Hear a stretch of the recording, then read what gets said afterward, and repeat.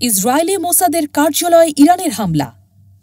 এটা শুধু যুদ্ধ নয়, একটা প্রতিশোধের লেলিহান আগুন। ইসরায়েলের রাজধানী তেল আবিবের বুকে গোয়েন্দা সংস্থা মোসাদের কার্যালয়ে হানা দিয়েছে ইরান। হ্যাঁ, ভুল শুনছেন না। যেখানে বসে গোটা দুনিয়াকে নজরে রাখত মোসাদ, সেই কেন্দ্রেই এখন জ্বলছে আগুন, এবং এই আগুন থামার নয়।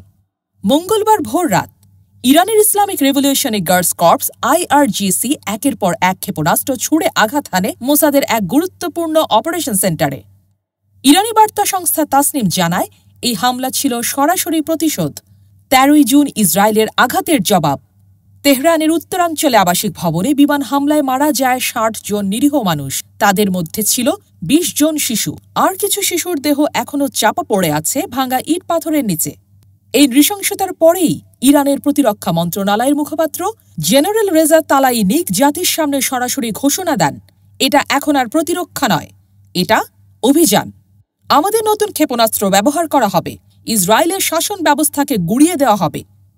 হ্যাঁ, এটাই সেই ঘোষণা।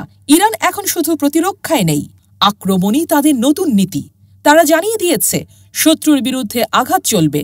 সর্বস্তরের ইরানি জনগণ এই যুদ্ধের অংশ, এবং তারা বলছে ইসরায়েলের দীর্ঘমেয়াদী যুদ্ধের সক্ষমতা নেই।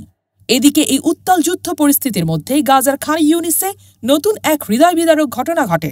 ত্রাণ সংগ্রহের জন্য হাজারো ফিলিস্তিনি জড়ো হয়েছিল আল তাহলিয়া গোল চত্বরে। তাদের আশার নাম ছিল একটু খাবার, একটু পানি, কিন্তু তার বদলে পেলেন গুলির ঝড়। প্রত্যক্ষদর্শীরা বলছে, হঠাৎই গুলি চালায় ইসরায়েলি সেনারা। 45 জন নিহত, বহু নারী শিশু আহত। ত্রাণের লাইনে দাঁড়িয়ে সাধারণ মানুষের ওপর এই হামলা নৃশংসতার নতুন সংজ্ঞা। এই মুহূর্তে ইসরায়েল ইরান যুদ্ধ কেবল দুই রাষ্ট্রের লড়াই নয়, এটা গোটা মধ্যপ্রাচ্যের স্থিতিশীলতার উপর এক রক্তাক্ত ছুরি। মোসাদের উপর হামলা এই প্রথমবার, এবং এটা যদি ইরানের শুরু হয়, তবে শেষ কোথায়? বিশ্ব কি আরও এক পূর্ণাঙ্গ যুদ্ধের পথে হাঁটছে? আপনার কি মত? ইরানের পাল্টা আঘাত কি ন্যায়সঙ্গত? আর এই যুদ্ধ থামবে কবে? কমেন্টে জানান আপনার ভাবনা। ভিডিওটি ভালো লাগলে লাইক দিন, শেয়ার করুন। আর এমন আরও বাস্তব চাঞ্চল্যকর সংবাদ পেতে সাবস্ক্রাইব করুন আমাদের চ্যানেল।